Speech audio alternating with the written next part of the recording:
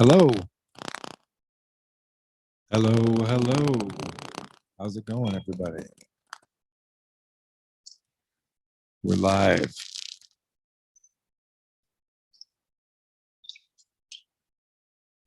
I'm going to go in and drop some links.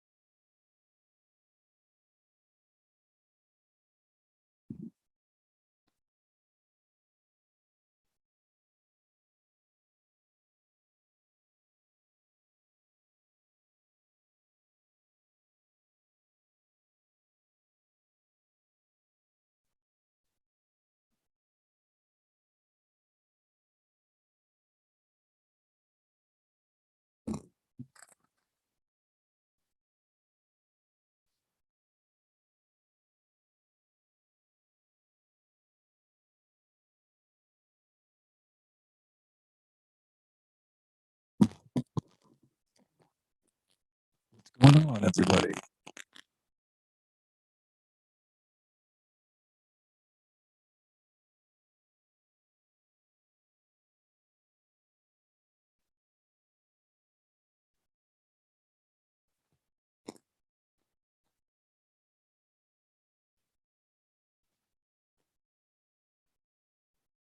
Looks like it's just me so far.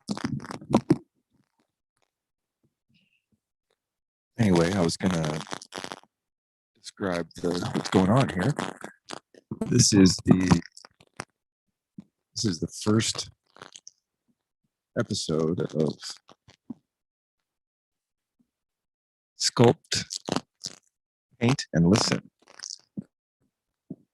And we're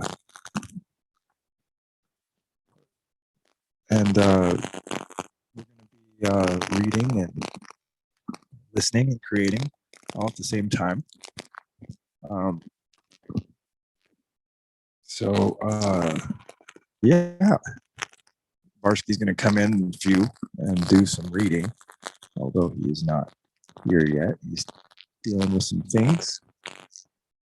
So I was going to read it first. Let's see. Try to send a message to him.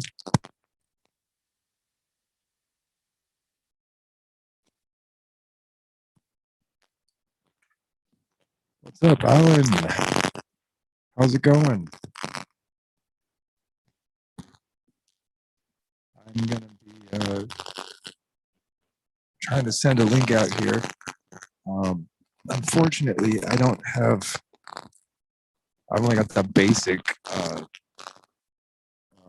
account for Zoom, so it might kick us off if we do a multiple person for very long. We'll figure it out. Stupid thing is technology is a pain. You know? What a pain sometimes. Here, let me send off a link.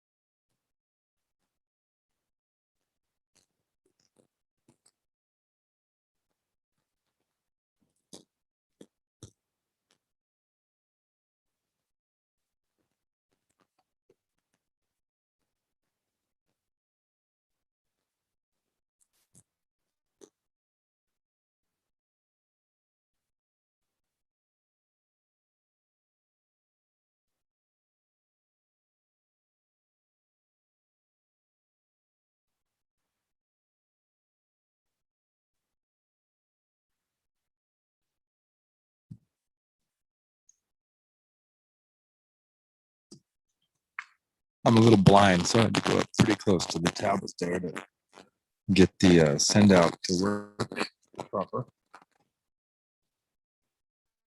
Copy link. Send a link over to you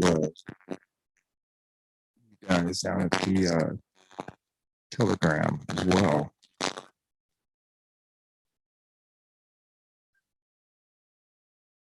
Boom. Let's see. Stuff.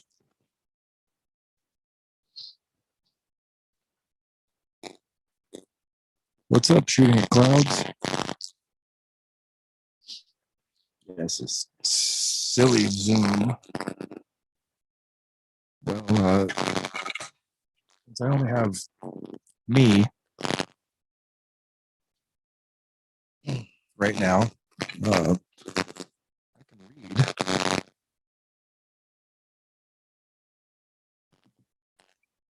I can read while you guys create some art. We can wait for Barsky, or Alan, you can jump in and read if you'd like to. It's not a big deal. I've got some books. I just got this today in the mail. It's called Prostitutes Embedded in the Pay of the CIA. Kind of interested in reading it.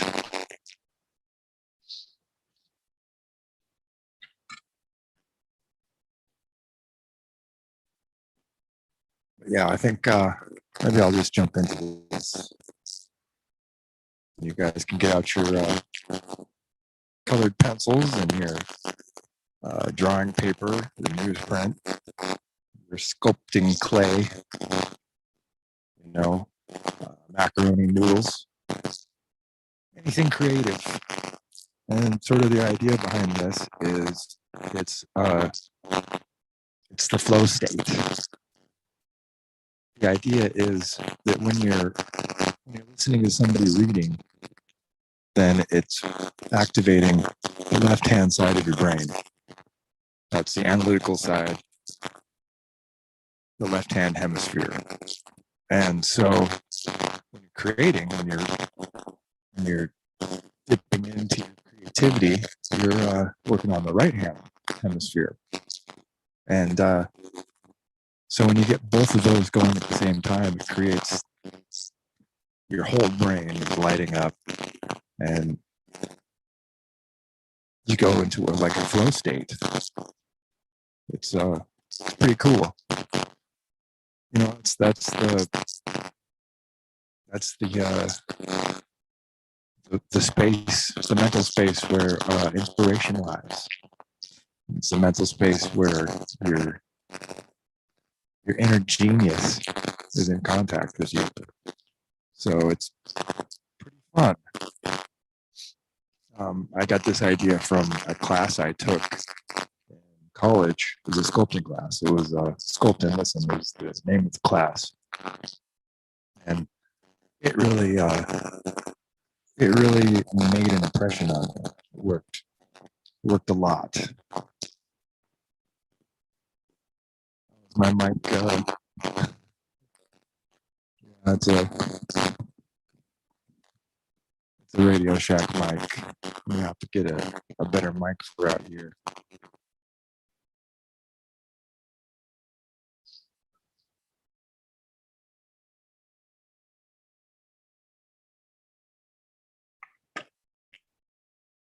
But yeah, anyway, I think I'm going to start reading a little bit out of Embedded in the Pay of the CIA.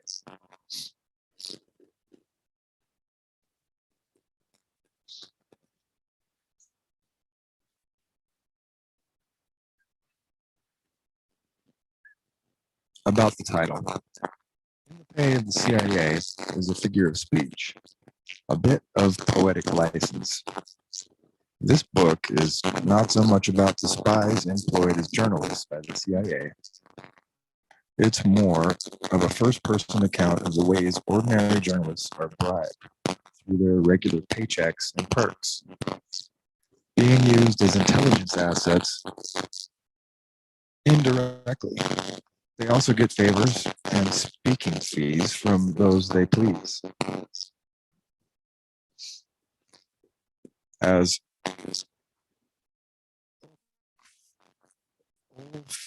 Fouquet himself did from heads of state, oil companies, as well as the BND of German CIA, and they must toe the party line. If journalists don't stay on message about events, they aren't invited again. They can lose their job.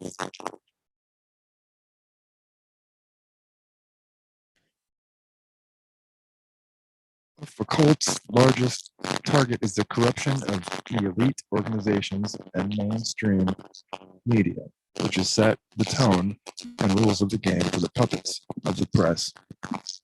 The entire political and media network is not bought.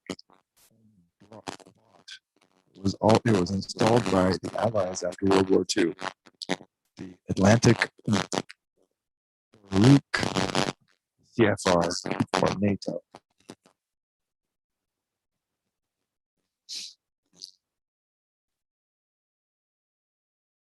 The media serve the interests of NATO, the war party, and big business, not their leadership, not their readership. This is written by Udo Olcott. It's spelled UDOULFKOTTE.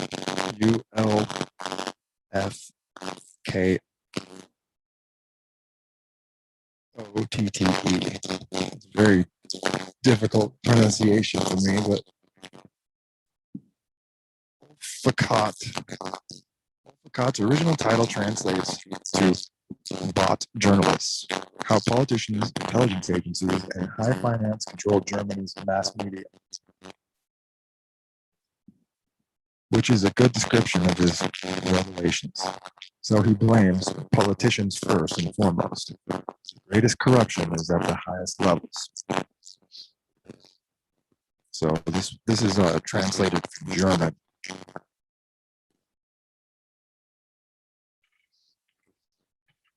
Maybe I should back off on the mic here. Turn down my gain. Yeah. How's that? Is that a little bit better?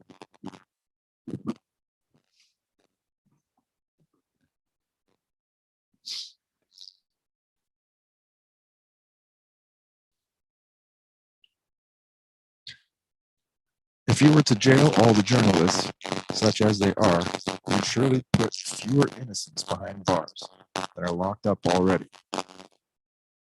Christian Friedrich Hebel, German dramatist and poet. Here's a saying: who has his own pen is not a pen. That doesn't really translate that well. I no longer think journalists should be treated with a special kind of immunity when they get a story wrong repeatedly, and people die in the process.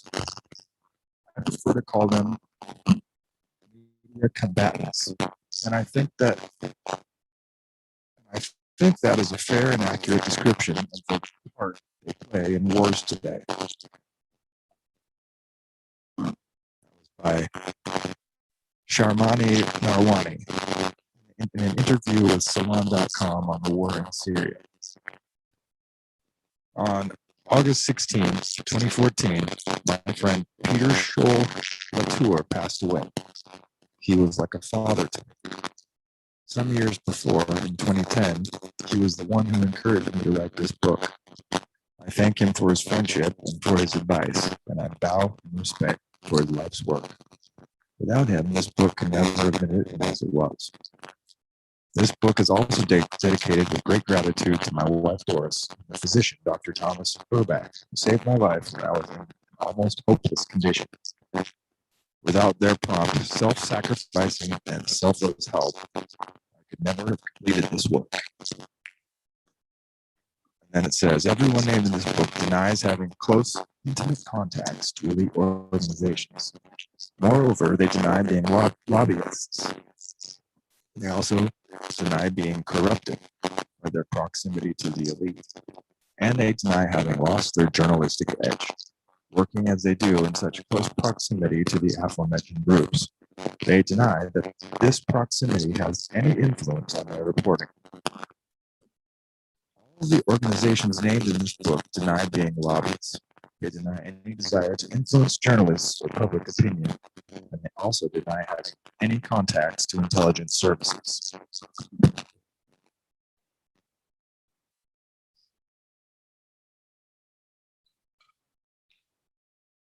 That was by the author Ugo Olfkate.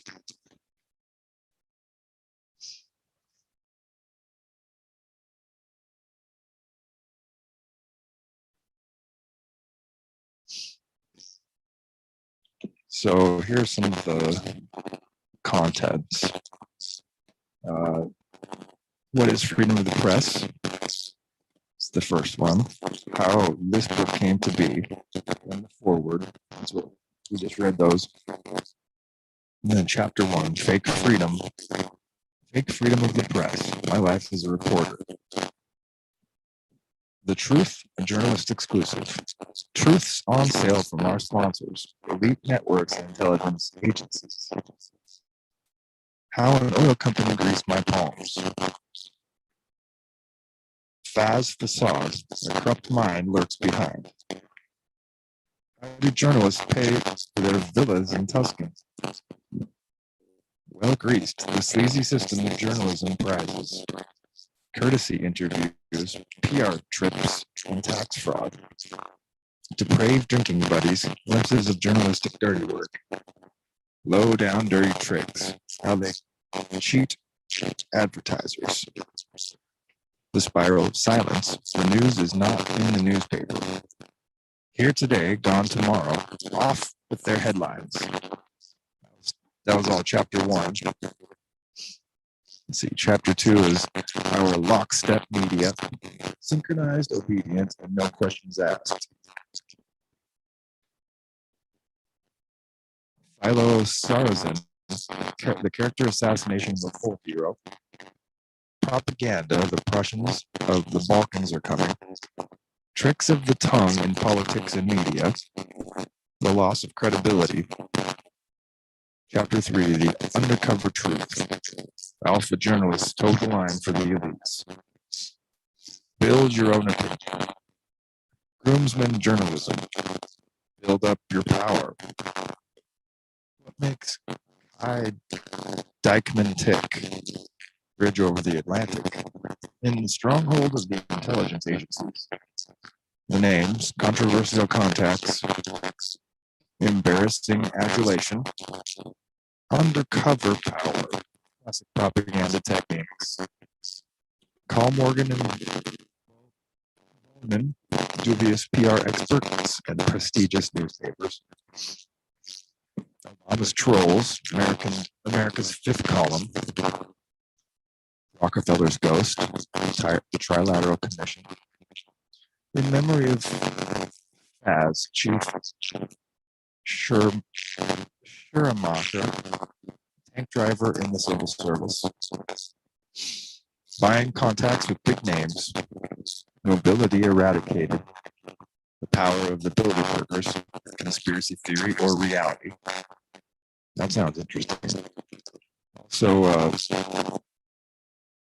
which one was that? Undercover power, classic propaganda techniques. Sounded pretty interesting to me.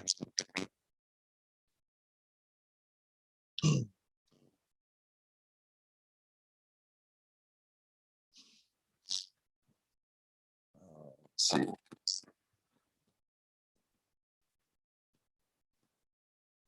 Chapter 4, buy a journalist. See how money talks. 2 and 3 journalists are for sale. Favoring favors, how to bend the media's knees. Exposed, it's a side hustle. Brainwashing, power, scissors in your head. Voting in our wallets, turning journalists into welfare recipients. Non-partisan, the SPD's media empire. Chapter 5, case histories from the propaganda front. The higher goal, amputating Germany's identity. Merkel's fairy tale hour, how the German government lies to its citizens. Battle of lies, the propaganda spiel. Sabine Christensen and Ulrich Wickert. Soap commercials for the Euro. Manstein Advertising Agency. Democracy failed. Crime scene editorial suite. The shady side of the media. What should we do? Afterwards. I think I'm just going to jump around a little bit.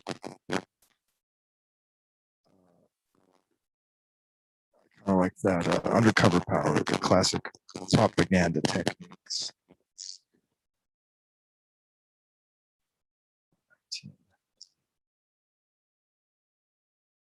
So yeah, just if you're listening, get out some paper, doodle if the inspiration hits, or maybe some clay and sculpt something. It's the unlocked creativity activating both sides of your brain.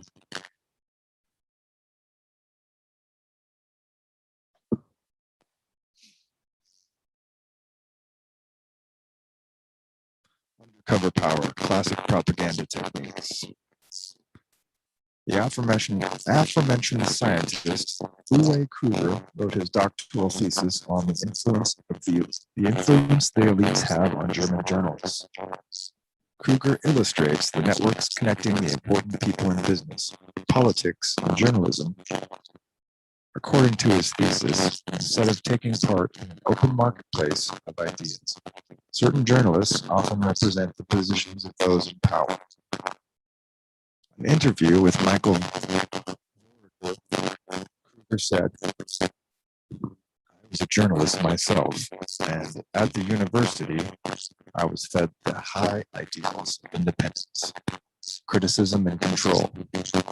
Then, when I worked as a media journalist, that is, I reported on journalism and journalists I came across. A secret conference, the annual Bilderberg Conference, leading representatives from politics, military, business, and journalism from North America and Western Europe all meet together here. At the time, hardly anything was known about this conference. The journalists that were invited there didn't report on it. So I began searching for clues to find out what was really going on behind the scenes. He was asked about how close journalists can't come to the elites of our society and which media has particularly good contacts. The scientist answered,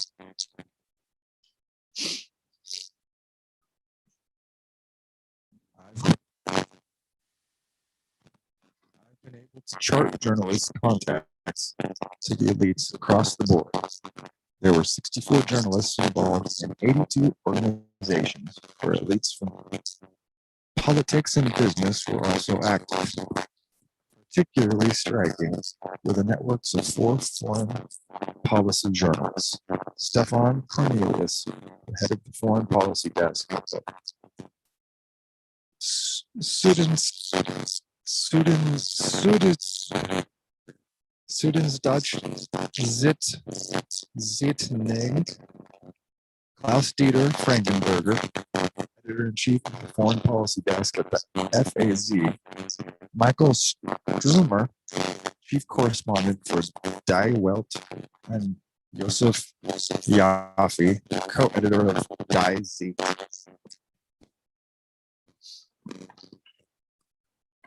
Let me pause for a second. I'll let you in there, Alan.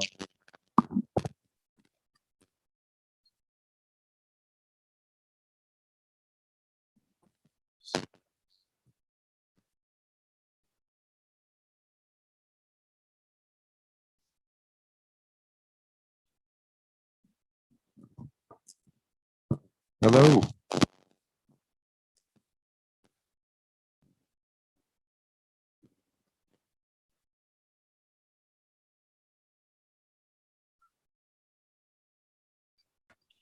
Hey, here we are.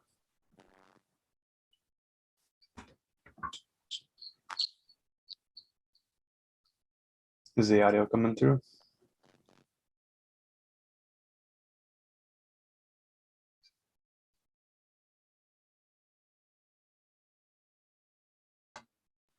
Hello, here I am.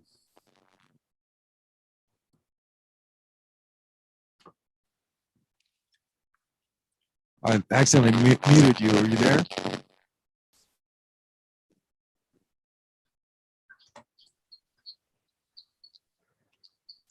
I am here, yes. Awesome. Now I can hear you. Perfect.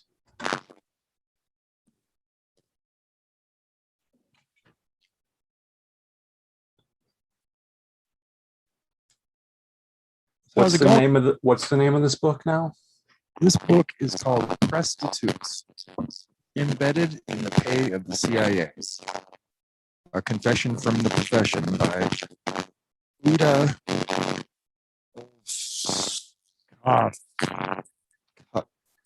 It's really difficult for me to pronounce name. And this is a German author. It's a German author. And the book was written in German and translated to English recently. Yes.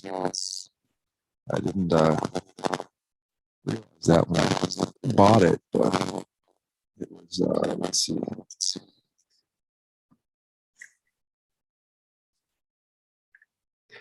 So we are getting feedback from the chat stating that Jim's microphone is low quality. It's difficult to hear him sometimes. Should I turn up my? How's this? Now, if they compare my voice to Jim's voice, they will hear my voice clearly. Is that correct, people in chat? How is my voice now? Too loud? I'm hearing you through Zoom now, and it sounds the same as it does on YouTube, which is to say there's a static effect. They're saying that perhaps your mic isn't grounded, or there's some noise on the line. It's a hot mic. Could be on the creek and the road, so maybe that's the noise. Yeah, and to me it sounds like a low band frequency AM radio station, which is fine. I can deal with that. I don't know if other people are going to stick around and listen to that. Well, yeah. But that's part of the flow state, and sometimes you just go with what you got. You make improvements as you can. That's true. Yeah, I sort of didn't realize there were so many bugs in the system when I set it up this evening. I was kind of thinking it would be a smoother transition, but you know how the old archonic attack happens. It's pretty much like Murphy's Law. It's just everything that possibly could goes wrong. And yet, at the first sign of difficulty, most people give up. But in the flow state, we just keep going with it, and then things work themselves out. That's true. I was going to sculpt some stuff. I brought some clay and some wax and whatnot. Project I've been working on and some other stuff, but I figured we needed some reading. So I thought I would read a little bit. It's not the most story type of book, though. One that I'm reading at the moment. Prostitutes, Embedded in the Pay of the CIA. And where did you first hear about this book? How did you know of its existence, if you remember? I heard about it on a stream. Let's see, it was made by Jim Bob. He's a cartoonist. He does like daily streams, sort of about stuff. It sounded interesting. He was talking about it. Well, I was like, huh. Jim, on Zoom, could you confirm your microphone input? Maybe you got switched to something else. Perhaps. Look, Let's confirm that it is using the audio source that you intend for it to be using. Sometimes it changes over.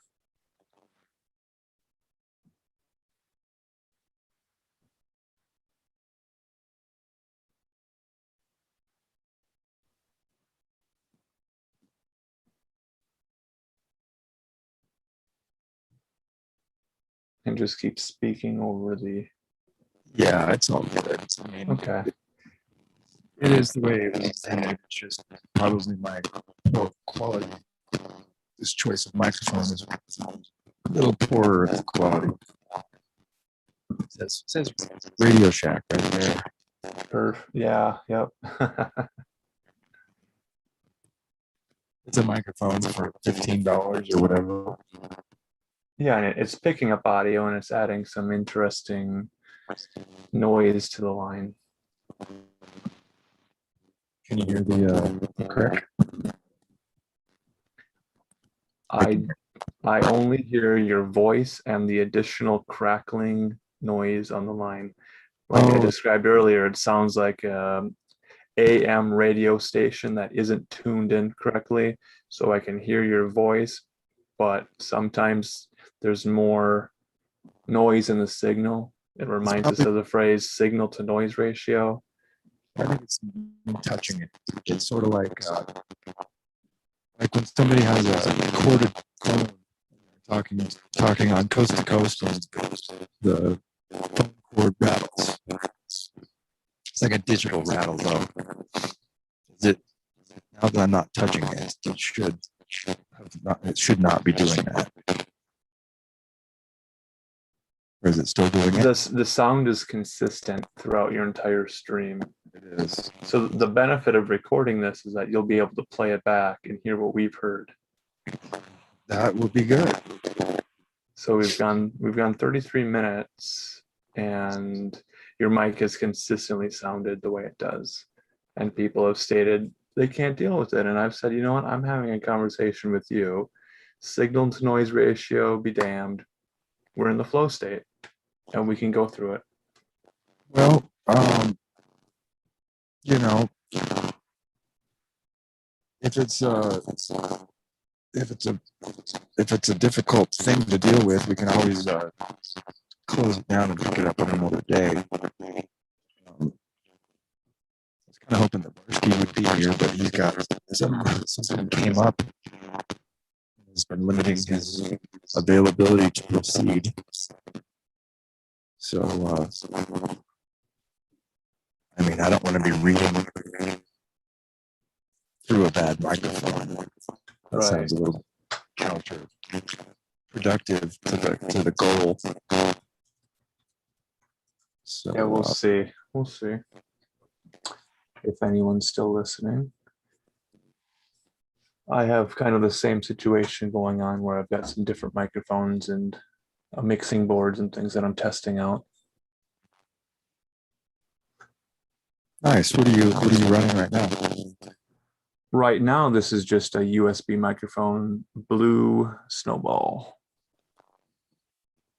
Interesting. Blue Snowball. Yeah, I'm trying out some different things myself. I've got a USB extension cord plugged in. It's new to the system, so maybe that's causing the noise. Oh, okay. So how long is the USB extension cable? Oh, it's probably 6 feet. It's so that I can get further back on the. I'm streaming from outside from an iPad. Okay. Tethered to it, but I had to. I wanted to get like a full shot, a wide shot. So The video looks good.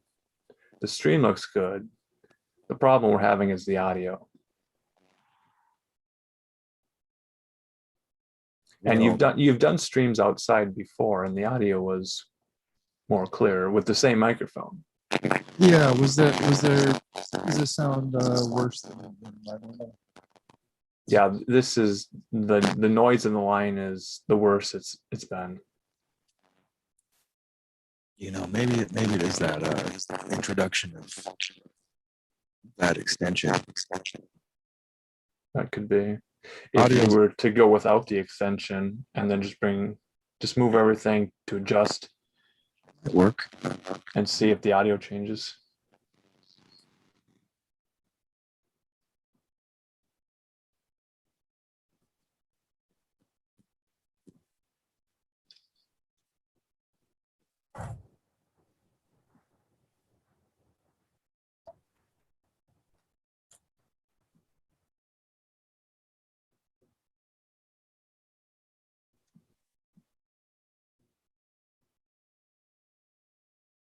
How's that? That fixed it. There it is. Oh, nice. There it is. That's the flow state. Don't give up. Make small adjustments over time and then things improve. Yeah, or just don't mess anything up by adding things to the system. Layers of complexity will always create more complexity unnecessarily. So Definitely. Definitely. This book's a little bit dry reading for creativity, I think. I was enjoying it. It was like Art Bell on AM radio talking to himself, middle of the night, 3, 4, 5 a.m. And, everyone's finally falling asleep and the sun's just about to come up and the signal is just getting real terrible because there's all this new interference coming in with the sun rising. Yeah, that takes you back, doesn't it? Pre-internet.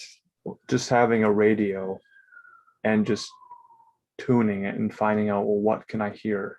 What signals can I pick up? It's amazing, isn't it? Have you ever had that experience where you're some sort of phenomenon in your house, like the wiring or the bathtub or the water in the pipes in the walls picks up an AM radio station and like you can faintly hear it?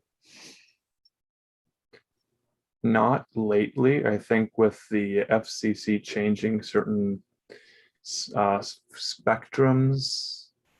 they were changing the frequencies, and now with the A B C D E F of the 5th generation being in the air, that might change things.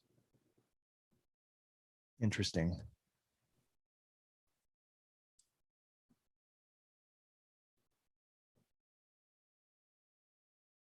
And I don't know if AM radios are still paying their license fees when many of them can stream online now. Well, that's true.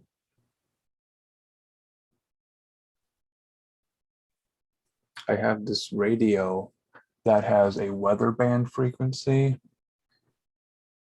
Have you nice. ever tried to listen to the weather band frequency? No, I haven't. What's it like?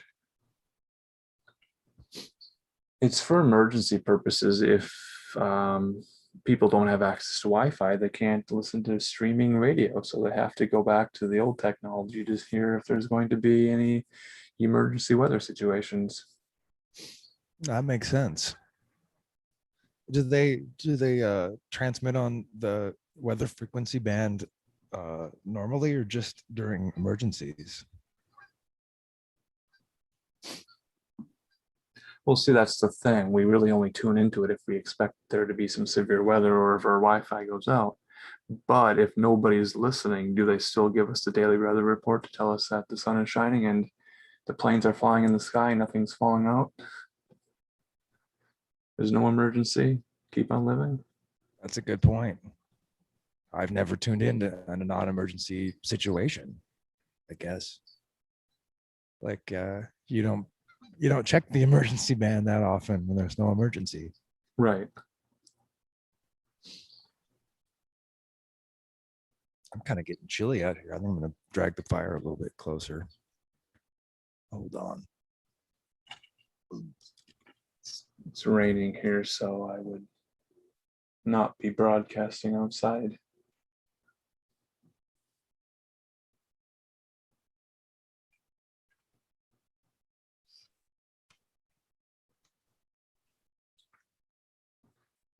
I was saying that it's raining outside, so I wouldn't be broadcasting outside. Oh, is it raining where you're at? Yes, quite a bit of rain. Oh, the rain. I kind of miss it. In small doses, I guess. I used to live in a very rainy locale when I was in Portland. It was there's pretty much like a month of summer, and then the rest is dreary rain season with maybe a week of snow once every couple of years. Minnesota, with all of the lakes and rivers and water, there's a lot of humidity. So I'm just kind of enjoying the period before the humidity goes up to like 90% to 100% humidity. Oh, crazy. Yeah. Do you have like fireflies and whatnot, those bioluminescent bugs? Yes, yes. I don't know what their scientific name is, but I see them at night. So in the summers, when the humidity does get so bad during the days and things, I spend a lot of time awake at night when it's more cool and I can walk outside at night and I can identify the bioluminescent insects that are flying around while I'm watching for meteors and any other thing that'll fly through the sky at night. You mean like UFOs? Any lights in the sky. Very cool.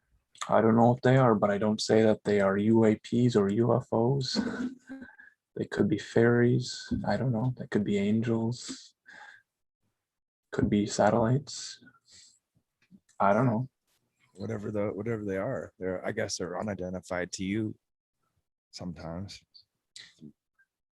Yeah, and the other night I was preparing to talk to you guys about that 60 Minutes special. I don't know Oh, if it was so special or not. Did you watch it? I didn't. Is it about the UFO military situation? That's exactly what the second part of it was it 2020? So the CBS, or it was 60 Minutes. I have to get this straight. CBS News 60 Minutes special presentation in which they discussed the UAP phenomenon. And Barsky was working to sort of get some people together to have a little discussion about it. And in my preparation for it, I was watching it and taking some notes. Oh, cool. You want to talk about it? Yeah, I can kind of share what I was writing down. Basically, for the person who would sit down and watch the special, the first part of it, the opening segment, was about facial recognition and the AI algorithms to identify the face. They remind us that when we go to the DMV to have our picture taken, it's a digital photo and that is entered into a database. They have specific requirements for a driver's license photo. And that is related to their AI algorithm to search the database for faces and compare it to security camera footage, essentially. The story goes on to say that there was a man who went into a jewelry store and walked out with a couple of watches in his pocket. There was an investigation, and police sat outside a man's home waiting for him to return from work. When he got home from work, he drives up his driveway, gets out of his vehicle, and the police approach him to say, "You're under arrest." He asks, "Can I see the warrant? Can I see the arrest report? What are the charges, officer?" His wife comes out, his children come out. They're like, "What's going on?" Well, they arrest him because they believed he was the man in the security footage. Oh, wow. That's insane. That's almost like that's like a story that you would a Philip K. Dick story. Precisely, yes. And I mention this because the context is leading to the next segment, which is the UAP videos that were declassified and then leaked to the New York Times by Christopher Mellon so they could write a story about it. And this is what we were talking about 1 year ago, approximately, with that big article about the New York Times talking about Tic Tacs, because there's 3 videos. And again, video, they are providing proof of the UAP phenomenon through video. The eyewitnesses in the planes were saying, well, I saw something, but when you're flying a plane, you're flying the plane, you're not looking out of the window seat of an aircraft on like a passenger, a commercial passenger. You're not, you're the one flying it. You got work to do. So your full concentration isn't on, well, what is that UAP out there?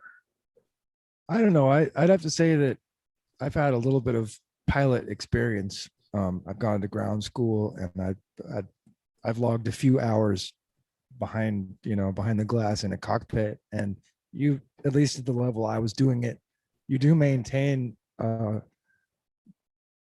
vigilance in looking for other traffic, just so that you don't run into somebody who's flying.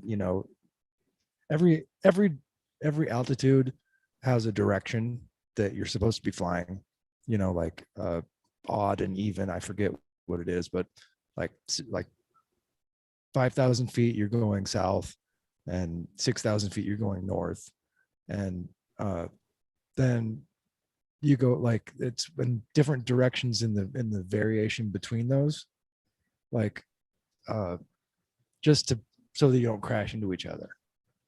But I don't know what it's like above the ceiling of, the smaller airplanes fly lower than the commercial planes do. So I'm not really sure what goes on up there. I'm sure that traffic is a lot more regulated, and you can be sure that probably everybody up there has a transponder, that's talking to everybody else.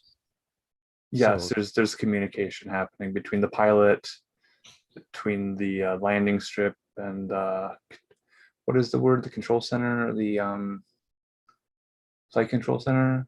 yeah, the tower or Yeah, whatever. the tower. Sure, sure. So going back to the 60 Minutes thing, they have specific people.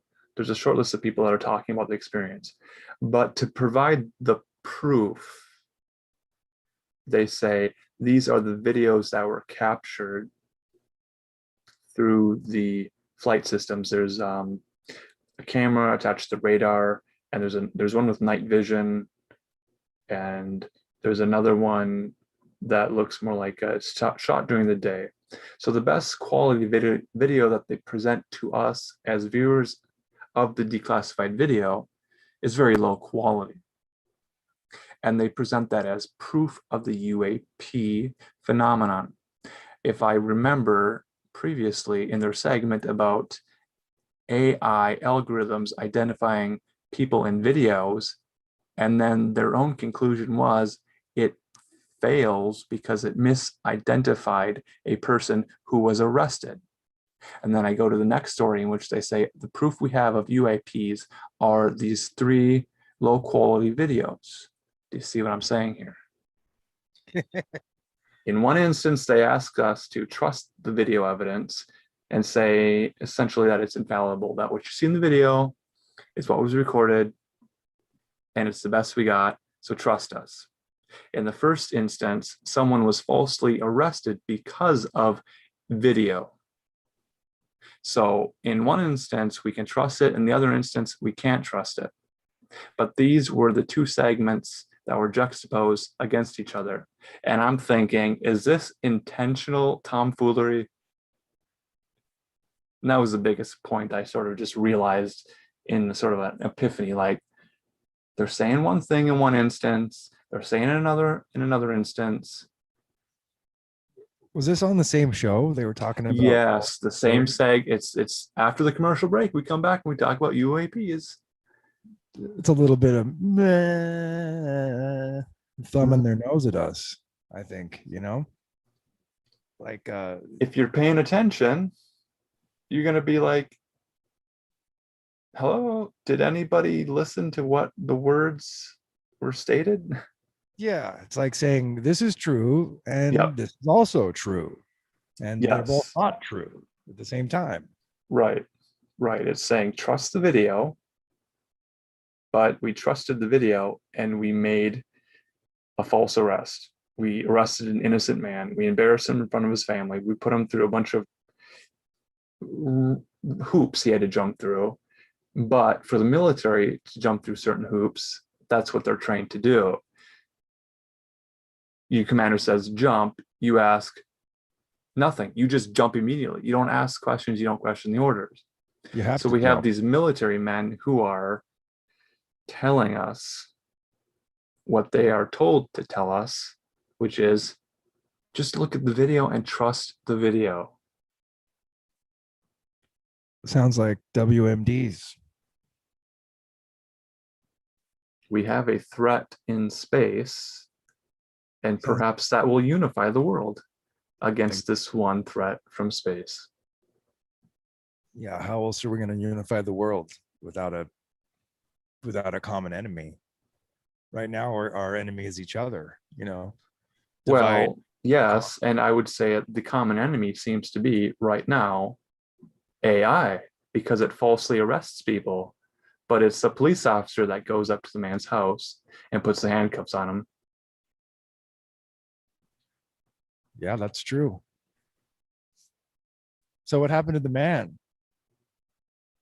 The man became a celebrity by appearing on ABC's 60 Minutes program.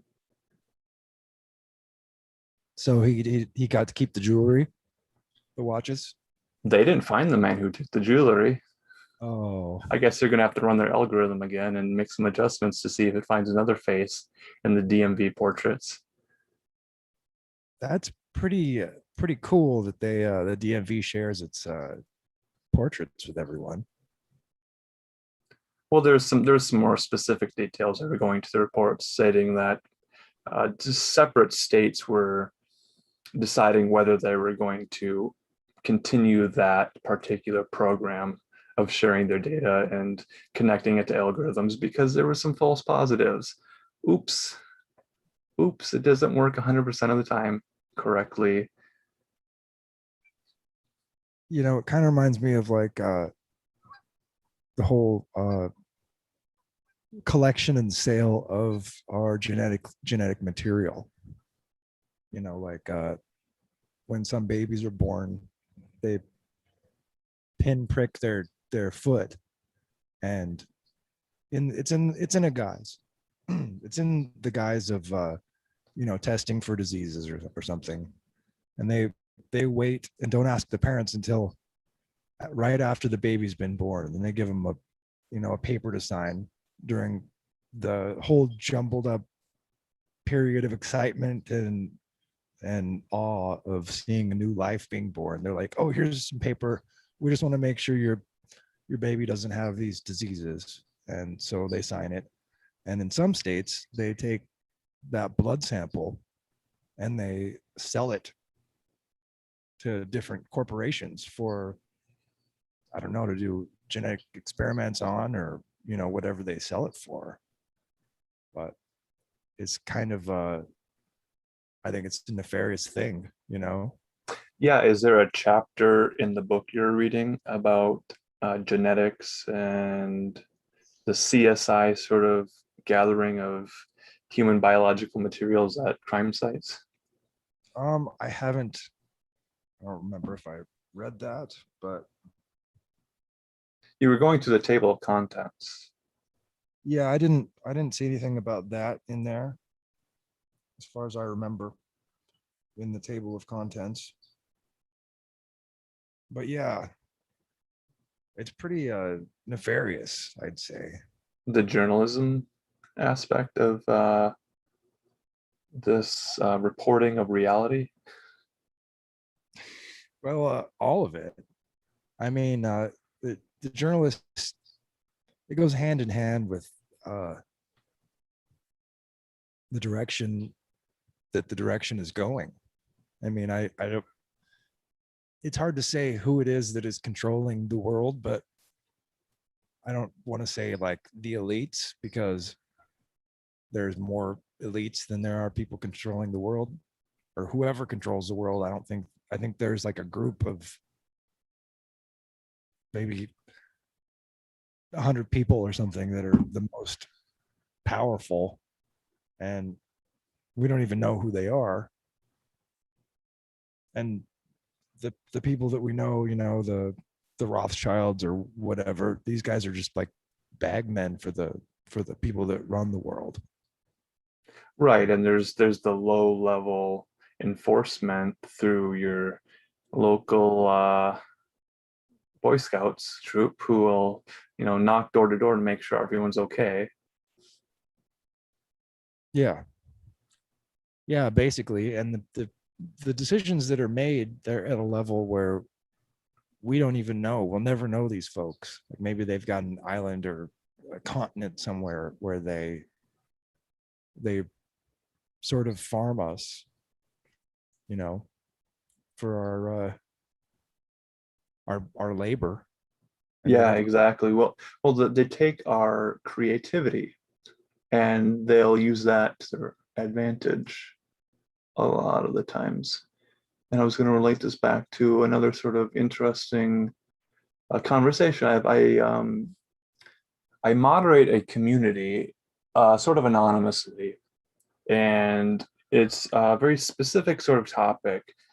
And every so often, we'll get a journalist or a student who wants to write a thesis, or someone who will enter our community not really knowing about the community.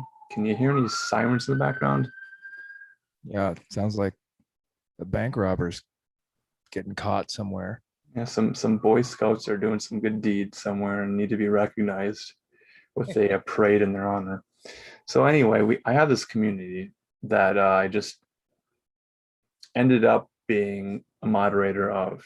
It was sort of abandoned, and I ended up picking it up. But over time, I was saying that students, PhD students, people who want to write a thesis, or journalists will say, "Hello, I'm so and so, and I'm trying to write a paper. I'm trying to write an article. I'm trying to write something, and I need your help to do it. Can you essentially give me all these quotes I need to finish my homework assignment, to publish my thesis, to defend my PhD, or to publish something in, a New York Times magazine, or for example, just all different levels of like the top sort of media to low level. I'm a high school student writing a paper for a psychology class. And then these people will come in to this community, not participate in the community, and just say, can you privately email me? Can I get you alone to have a conversation with you? And some members will be like, sure, I'd love to help. We want to get the word out about the specific issue, topic of interest that we're all sharing. And then time will pass. They'll return the user and then say, yeah, I talked to the journalist, I talked to the media person, and here's what I said. After that, we'll find that the article was published. We'll read the article, and then the person will say, that's not quite what I said. I was misquoted. I don't feel like I was fairly represented.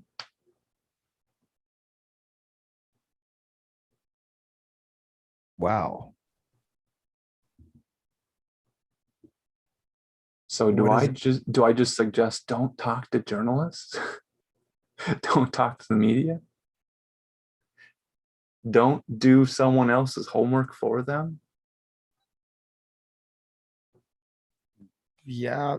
Well, gosh, it's such a difficult question because it just depends. It just depends on everything, the audience that the journalist is writing for, the the um the person paying the journalist, what entity is employing this journalist, and what is the what is the goal of the reporting? I don't even. One example is of a Vice journalist, someone who was employed by Vice, who has a Vice email address, posted in my little community. Again, this is an anonymous community. We don't associate names, Twitter handles, our social security numbers, our genetic information. It's anonymous is to the best of its ability. But when the journalist comes and identifies themselves, stating, here's my email address at, the New York Times, here's my Vice email address to prove that I am employed by this company, they have to provide reasonable proof to say, here's who I am, here's kind of what I'm running about. It's an open invitation for anybody in the community to, privately email me and have a conversation, or, they try to get you on Skype or Zoom to have a conversation because that's what the journalist is doing. But I have to tell you, every time a member of this community has gone to speak with them, they have returned to the community to say, I spoke to this person, it went okay. And then it's published. We see the author's name. We know that they were speaking to us at this time. And then we talk about the article. And then a member of the community will say, yes, they got my real name. They published my real name, or whatever name, username, whatever they could publish to attribute a quote to. And that person will say, I should have never spoke to them. I feel terrible. The person already had an opinion in mind, and whatever I said to them did not sway or change the opinion. It's like they were already having an article published and just needed a quote from a community member. Wow. That's not journalism, in my opinion. That's something different. And it's like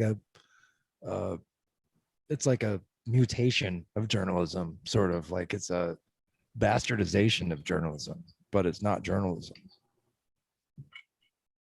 It's pretty sad, actually. It's very frustrating when a journalist tells us, hey, I have a piece commissioned already. They've given me money already to do some research. And then they come to a community and said, hey, by the way, can you do the research for me? I've already been paid to do research. Can you do the research for me? And I will say thank you to you, and run away and publish the article. And then change it around, cut and paste it to fit whatever narrative they want to sell. Precisely. That's crazy. Well, I mean, it's not crazy. It's actually, it's very smart if you're trying to steer a population of media consumers into thinking whatever it is you want them to think. Right. So in chat, we have Veronica Secret saying Tim Pool used to be one, meaning a Vice journalist, and he reports that out of context, they slashed him or her to pieces publicly. Not journalism exactly, what experts Tim Pool said. Yeah, that's not journalism. It's almost an inversion of journalism. I kind of think. Would you consider it to be like yellow journalism? What is yellow journalism actually? In my social studies class and history class in high school, they talked about yellow journalism, and it had to do with Geez, can I even remember what I learned in middle school? It's like one of those vocabulary words. You write it in your notebook, and they ask you in the test, "What is yellow journalism?" And you kind of have to give a little short description, or maybe it's a multiple choice test. You have to say, "This is yellow journalism." It's like yellow journalism is something you know it when you see it or you read it. You know what, that it's just it's not a, well, what is journalism? Is journalism a, a neutral stanced, non-opinionated telling of a recounting of facts or Right. something? Specific facts that can be attributed to firsthand accounts, eyewitnesses, So actual reporting. maybe it's in journalism has morphed into op-ed opinion editorials. Is that really what we have most of the time now? Is I guess opinion editorials or So yellow journalism goes back to the 19th century when newspapers were the primary source of information. And as they were competing to sell more copies of their paper, they became more sensational in reporting their facts. So we might trace this to the United States and Spain going to war in like Cuba and the Philippines, or perhaps a certain Corona crash in Roswell incident that sold a lot of newspapers back in the day. oh, that'll do it. uh I guess it's probably gotten a little bit more difficult for them now that everybody's got a little news reporting device in their pockets where they can,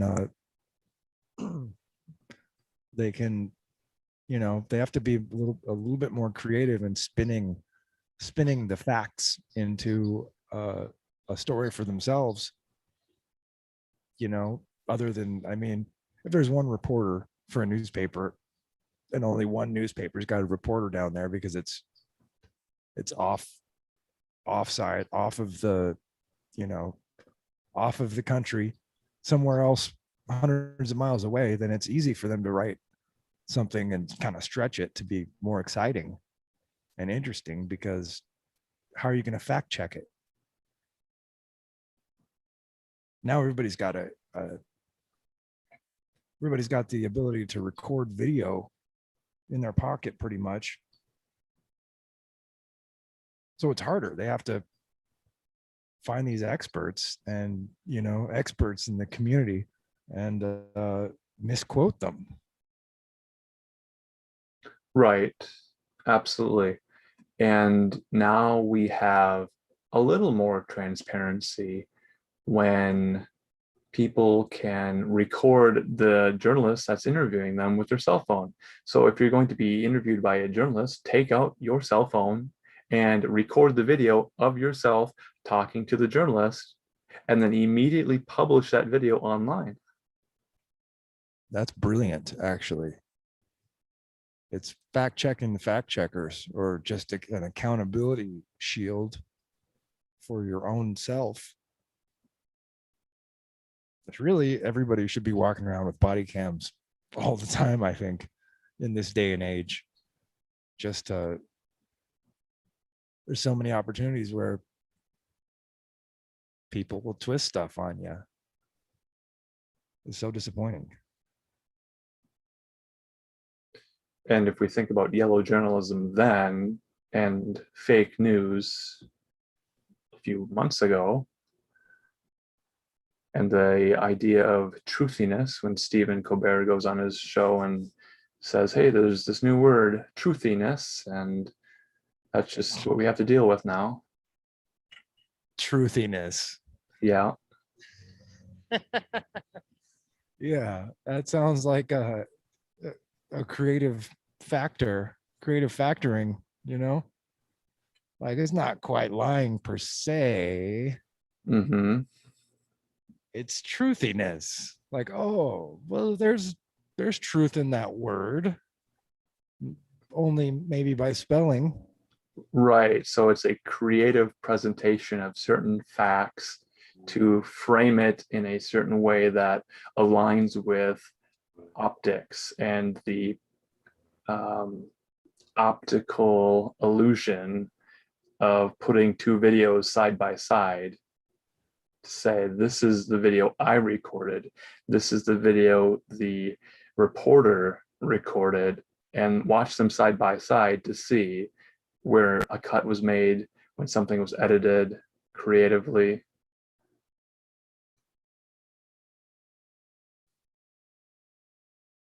Yeah, that's that's dishonest journalism, I would say.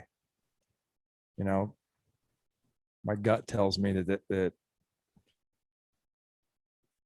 truthiness isn't truthfulness at all. Or else why not say truthfulness? Again, they're playing with words and they're just setting us up for this atmosphere of, well, we begin to question everything. And yeah, it's frustrating when you just want basic reporting of facts. And the simplest thing to do is watch a video on YouTube or social media of somebody who was there presenting it unedited. Like when they say that the UAVs present a possible security risk to our country. Yes. That's not news, or that's not journalism. It would be if they would report that a UAV caused damage to the jet or the military base or the mall or the school or a bridge or a public infrastructure thing. If there was damage done, if there's a seagull flying over my head and I try to identify it, is it a bird? Is it a plane? Is it Superman? What is it? Well, I might feel threatened, but until it drops a load on my windshield or right into my face, Yeah, no damage has been done. yeah, We exactly. It's like saying that the grizzly bears are a threat to our security. Sure, that could be true, but it's really not true, because unless you're in a situation where they are a threat to you, they're not a threat to you, you know? I guess. I mean, yeah, I haven't heard of anybody actually being affected uh, by UAVs. It might be frightening to see them. right. And then that's where we get into this sort of, well, now we are implying that UAVs are the advanced modern current iteration of UFOs. And then UFOs pose a threat because there's the combination of the idea that UFOs are flown by gray aliens who do abduct people. And I ask you, has a UAV abducted a military Navy jet fighter pilot? And that was the threat? We have not heard that story yet. No, it's true. We haven't. Well, the most threatening things that I've heard were that I think this one pilot was chasing a UFO or something, and I think he crashed his plane, or he was in pursuit, in hot pursuit, and he was flying like straight up or something, and the airplane couldn't handle whatever maneuver he was putting it in, and it stalled out and crashed. Um, and it was sort of his own fault because he was doing something with the airplane that he shouldn't have been doing. But I can't say that that's a threat to a pilot as much as being abducted would be. And yeah, I haven't heard about anybody being abducted by a Tic Tac or um, anything like that. Yeah, and there's this creative element to the UAP story in that they have introduced new terminology into our lexicon. They have creatively introduced into our collective minds the idea of a cigar-shaped tic tac object. When we had flying saucers, now we have TikTok or Tic Tacs or like little breath mints in the sky. That's it's kind of funny because I think that the product of Tic Tacs, it sort of plateaued like a long time ago, maybe in the 90s, when I remember there being Tic Tac commercials on TV, like, ooh, just 1 calorie, Tic Right, Tac. right. And, uh, and after usually in the life cycle of a product, it becomes a cash cow as it's moving on up, and then it plateaus, and it'll stay on its plateau for a while because people know about it, and the name brand is, you know, it's so well known that they don't really need to advertise anymore, and people still know what it is. They still buy it. They still want it. It's part of the lexicon, and then it dies after that. Right. So I would wonder who owns the Tic Tac trademark, and would the government need to seek permission for that, or would they just use it, stealing that creativity of that marketing campaign to say, yeah, we're going to say this thing in the sky is like a flying Tic Tac. Maybe is it like a mint green or is it like the orange flavor Tic Tac? Yeah, or do they sell it as advertising to different companies? Like it could be a ding dong. It could be like, well, it's a ding dong shaped uh UAV, or it's a fruit roll up shaped UAV. Well, we saw this orange triangular shaped orb in the sky, and it was like cheddar. It was like Doritos. And there was this other one next to it, and it was more bluish in color, and it was like Cooler Ranch, man. And this new class of Dorito UAVs are terribly frightening. Terribly frightening. And then they leave this dusty powder everywhere afterwards. It's like Yeah, yeah. It drops from the sky, and there's these white lines in the sky, and then we see Tic Tacs and we see Doritos, and we see all of this falling to the ground. yeah. And then I chased it down the road, and it took me 7 hours and 11 minutes, and then I got there. And when I was there, I had a Slurpee, and it was fantastic. There's that commercial, that Doritos commercial that was broadcast into space. I know Freeman loves to mention that story and remind us of it. So there is a connection to Doritos and space. Is there? Yes. Oh yeah. Wow. What was the what happened? I haven't heard about this. I'm just going from memory here. It was connected to harp or something. That's a homework assignment we can have, is like broadcasting commercials and signals into space. Do you mean they used actual HARP technology to broadcast a commercial into space. Something like that. Yeah. Dorito That- commercial space. That's insane. I wonder if Yeah. maybe 2008.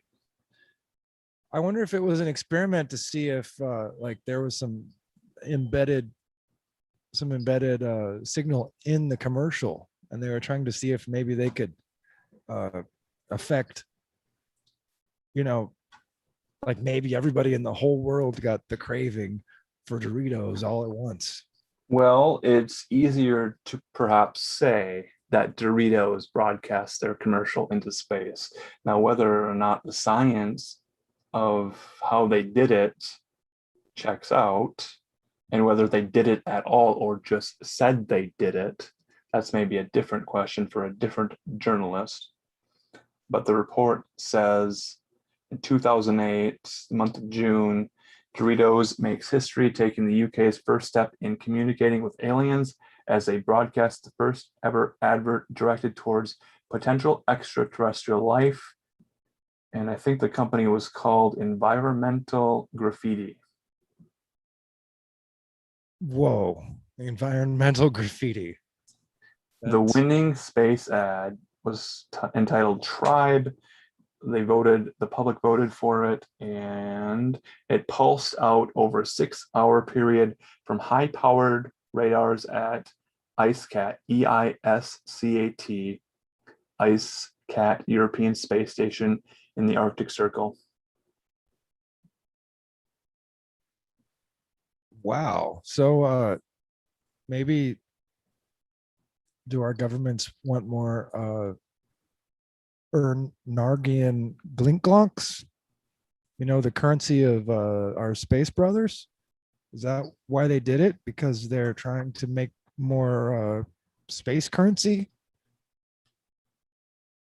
Because I'm not really sure how these extraterrestrials will be able to purchase Doritos. They want to broadcast a product for a sensational tasting tortilla chip to a potential life form that might not have a sensory organ like a human tongue. You know, it sounds like it's just an invitation to come and invade us. Like, take your piece of the Doritos pie. We've got a delicious chip, and only you can get it by sucking the brain out of a human being.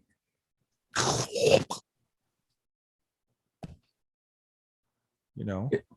Yeah, it's just interesting how so much of the language and the presentation of these ideas seems to relate to so many other things, and we're just making these connections creatively. And yet the question remains, did we in our own minds create the connection, or was the connection created with the intention for us to discover it? Well, well, I couldn't think of a better way to hide a nefarious experiment than inside of a Doritos advertisement. You know, if they wanted to send a signal out to synchronize battleships all along the ocean, but they don't want us to rent the machinery and say that they're, you know, doing something military related. Instead, they just disguise it as a Doritos ad, perhaps. I don't know. It's just so weird. It's like, did Doritos spend actual money to do this, or did they just say they did it, or it just seems so pointless. It seems Yeah, like this was all back in 2008. This was all over the media. It became a huge story and people were talking about it. And I'm like, well, the simple explanation is that's how they advertised Doritos to humans, by telling humans they used scientific equipment, IceCat radars, and they beamed this out over 6 hours to get everyone's attention on Doritos brand. And it worked because we all talked about it. just makes a joke out of humanity, in my opinion. Like, oh, like seriously, you guys, this is what we are. Like, can't there be something more important for our purpose of being here on whatever it is that we're on than uh, whatever resources it takes to dream up these new formats and platforms to advertise It's zesty, it's it's zesty so tortilla ridiculous. chips.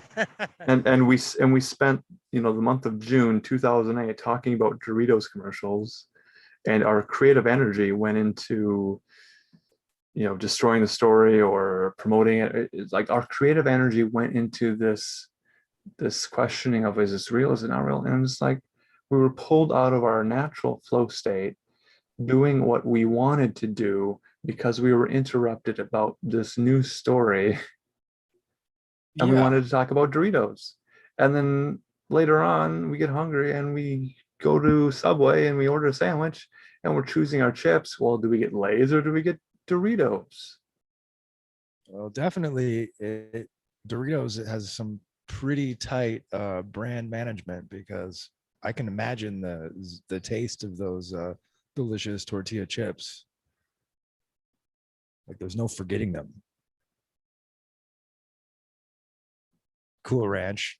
Yes, yes. And from chat, Veronica's Secret again, talking about a UFO that he saw with a group of friends and family and described it as a boomerang shape.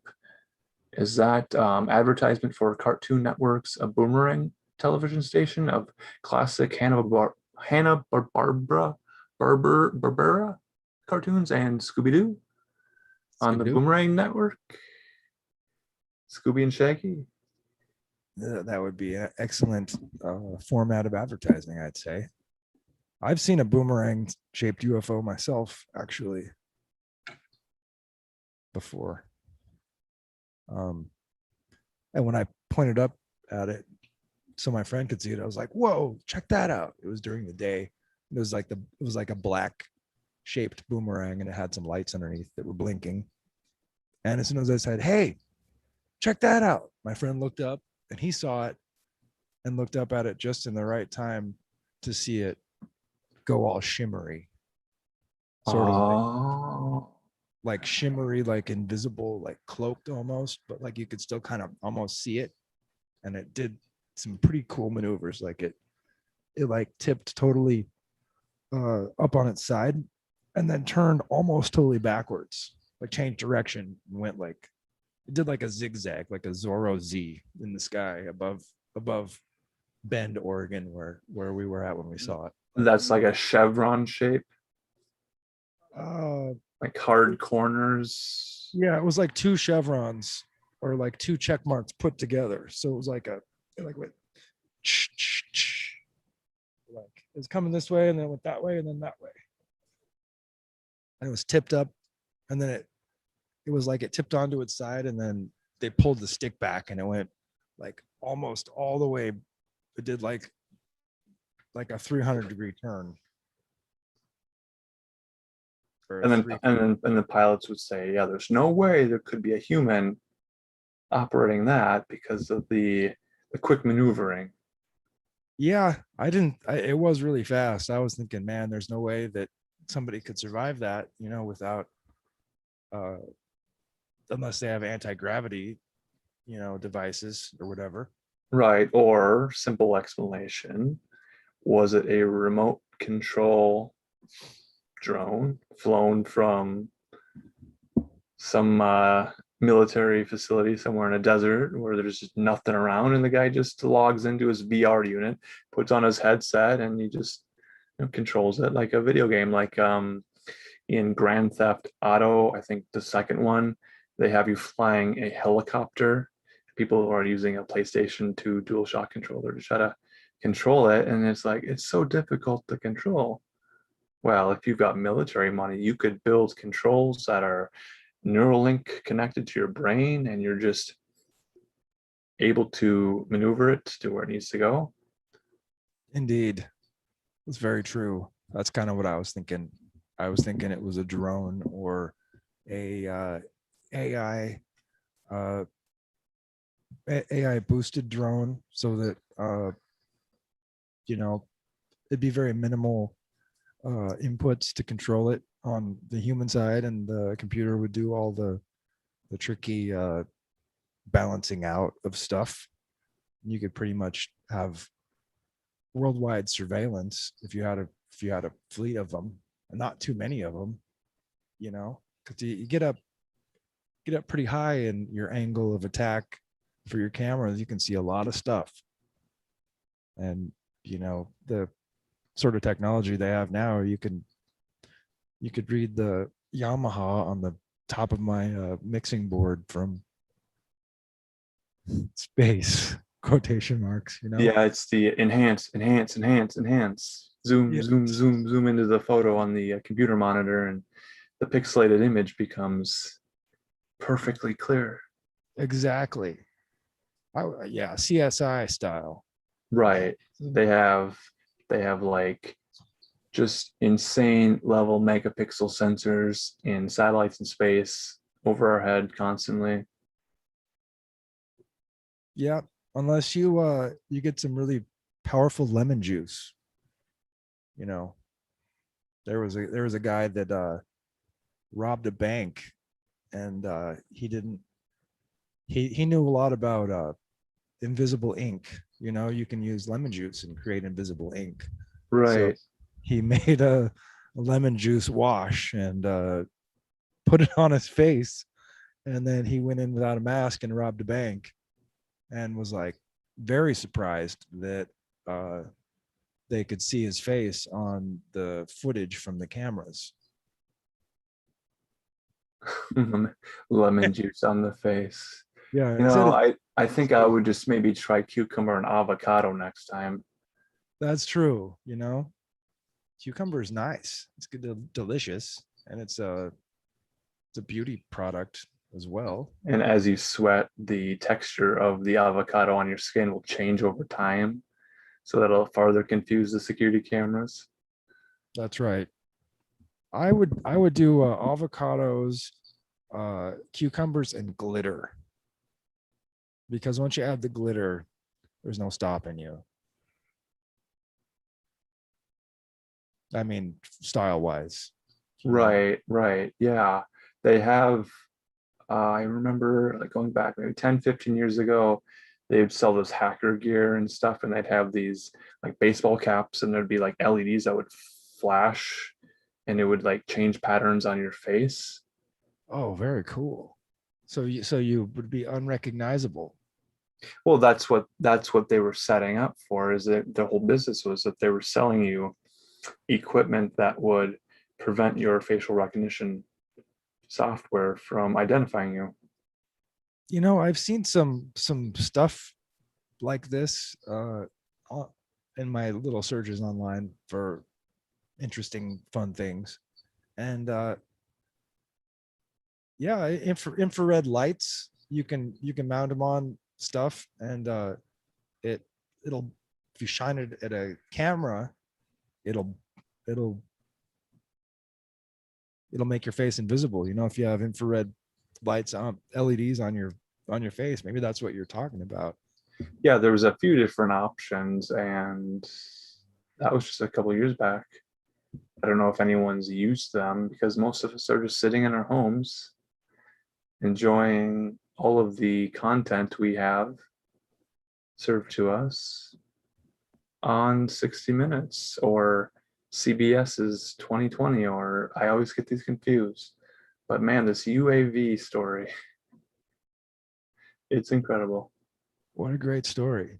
I'll have to check It's that out. very creative, very creative. Well, it feels like they're definitely roping us into a new narrative of what humanity has to look out for. People will be pretty happy when it's the not the beer flu, and it's some sort of exciting movie style enemy again. I'm sure. much more terrifying because everybody knows what to expect with the virus. You know, you keep your face covered and you keep your hands burnt up with lemon juice and Right, right. It's like when you're a child and you have your safety blanket that you carry around to keep yourself protected and feeling comfortable. If you're a hitchhiker going through the galaxy, you'll keep a towel with you at all times. correct. Yeah, but we're gonna have to figure out a new defense for these space gremlins. Yeah. Oh, it's incredible. And to think that there's been some suggestions that these little green men might be little green gremlins, demons, something a little more spooky, a little more supernatural or extra biblical. Extra biblical. Well, because they existed before the Bible was written. We have texts older than biblical texts that describe these little creatures, little nasties, whatever you want to call them. Jinn, is that one of the descriptions? The jinn or smoke? That's certainly one of them. And I know you are an avid reader, and I got a book by a guy called Pierre Sabak, actually two books.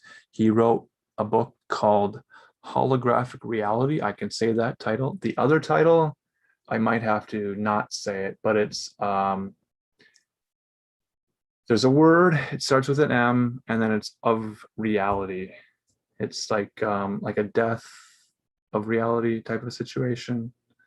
Oh, is it Like an intentional, like someone intentionally ensures someone dies, and then it's of reality. And the author's name is Pierre Sabak.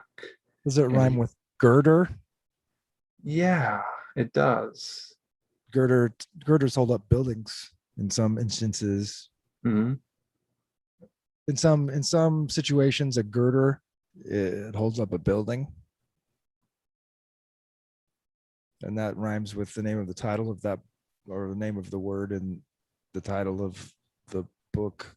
Yes, by saying the name of the author, you should be able to find the videos that he has on YouTube, and he will talk to us about the language of the serpent. Oh, very cool. What was his name again? Pierre Sabak. Sabak. We'll make a note of that.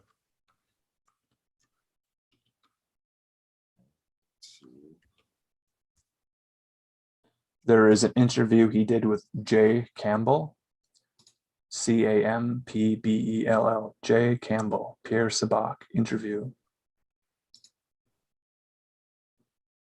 Cool. And he ties this all together, talking about disclosure. He talks about a classified tradition. He talks about flying discs.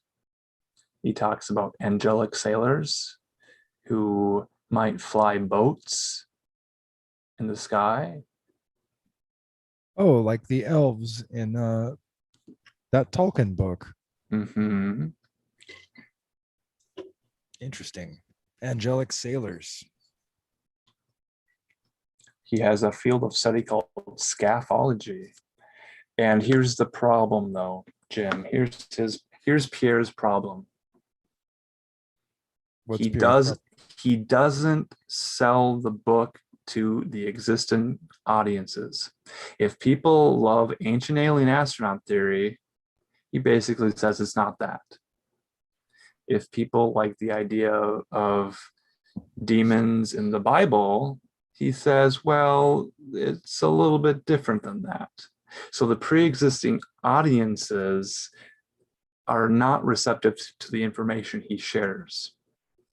The information he shares is taken from dictionaries, multiple languages, tracing etymology, discovering the meanings of these words, and the puns across the languages. Awesome. It's kind of frustrating when people get so cemented in their own view of things that it has to be something or else it's not. I mean, it happens to all of us, but I'm really trying to keep an open mind and realize that I don't know anything. Even if I think I do, it's just a layer of thought and idea that I picked up from somewhere else, and most of it's all flawed anyway. And you think you know the definition of a word, and you do in one specific instance. That same word can be used in a different instance to mean something else. There can be layers of meaning, and it can mean three different things at the same time. Absolutely. Absolutely. I think that's the way that it's supposed to be. And we've been tricked into hyper focus on one discipline or another. And it's not the reality. Like Horus is the hawk, the falcon, but he's also, Symbolism, it represents something. yeah, he's also the eye, and he's also the horizon, and he's Mhm. also a lot of different things all at once. And it's the same way with if you look at the Bible, look at words in the Bible, I think that many layers of meaning should be attributed to everything in it and its original text anyway. I mean, like even if you go from a regular dictionary to a legal dictionary to a every discipline has its own lexicon, its own language, and the layperson doesn't know what it is. That's how That's why it's classified. The average layperson is not initiated into a classified tradition. exactly. Yeah, it's it. I like to look up in like contracts and stuff. I like to look up the words in legal dictionaries and regular dictionaries and old. I've got a Black's Law Dictionary first edition, and there's some really interesting stuff in there that they've removed from older Black's Law dictionaries, but I think in law they all still count. All the definitions from all the books are still arguably legitimate. Absolutely. So I'll put the name of the book in chat. You guys can look at that and see Pierre's work. There's another guy named Clint Richardson who has done a lot of work with Black's Law Dictionary. Oh, cool. What's his name?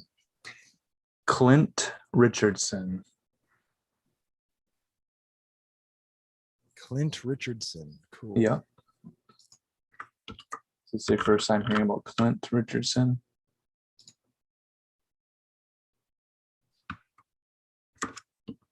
I'm just throwing out books of note that I've read lately.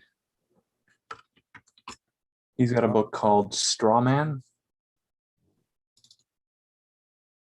Okay. I got a basketball player named Clint Richardson. Look for Straw Man, Clint Richardson. The website is strawmanstory.info, info. Strawmanstory.info. Nice. I found it here. That would be some fun reading. So here's another guy that says, we're using all these words in our conversations, and yet maybe we don't understand the meaning or understand the meaning or grok the message that the word conveys to us in the same way that other people have used it in their writing and speaking and lecturing.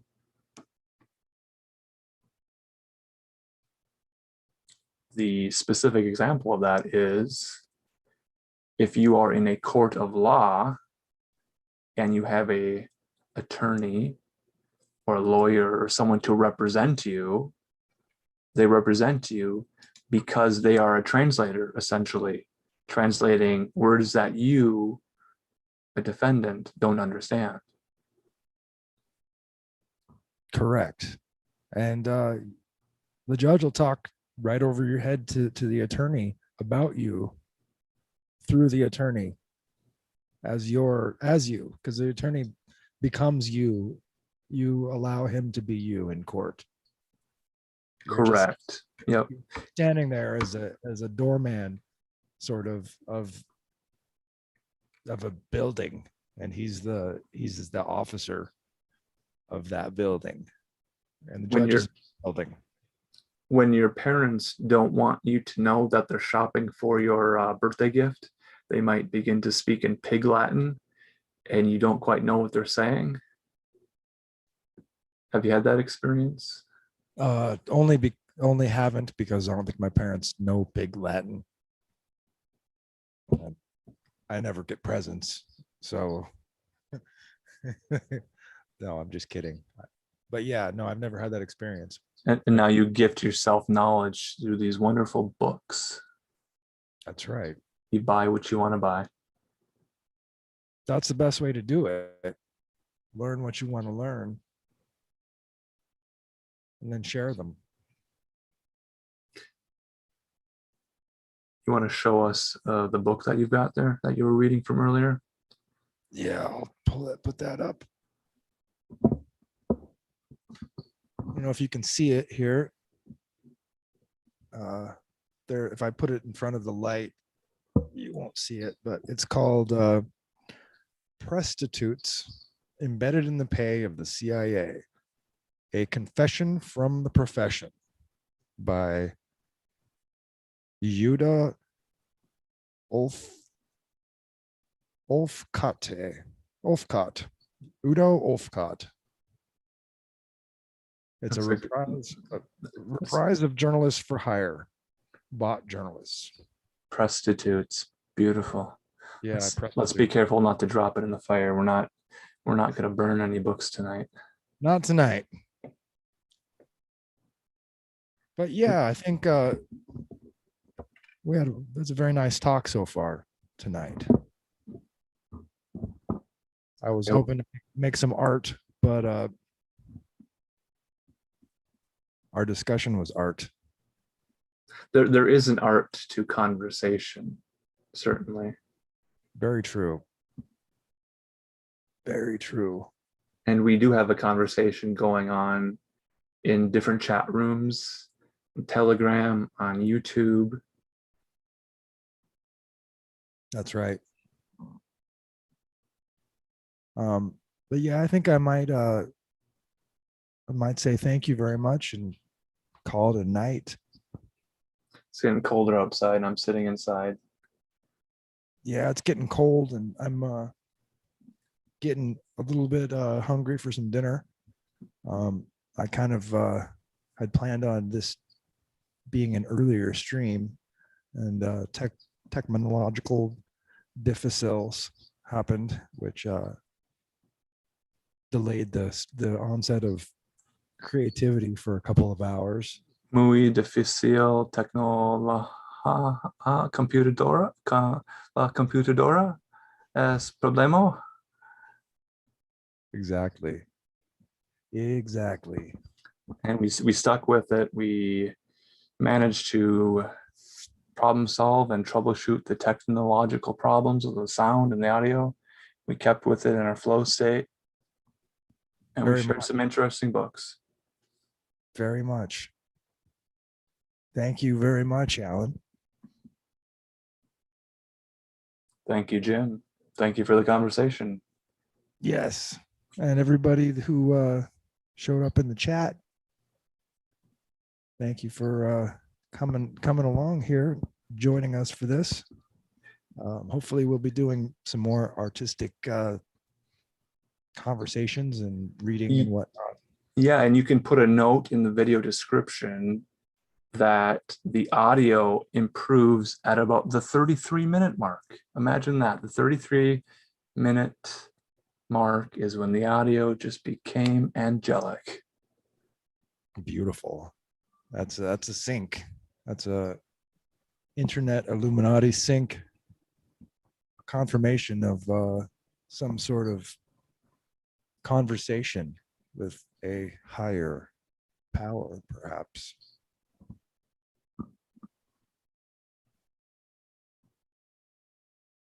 But anyway, thank you guys for coming, and we will love to do this again very soon. Until then, we live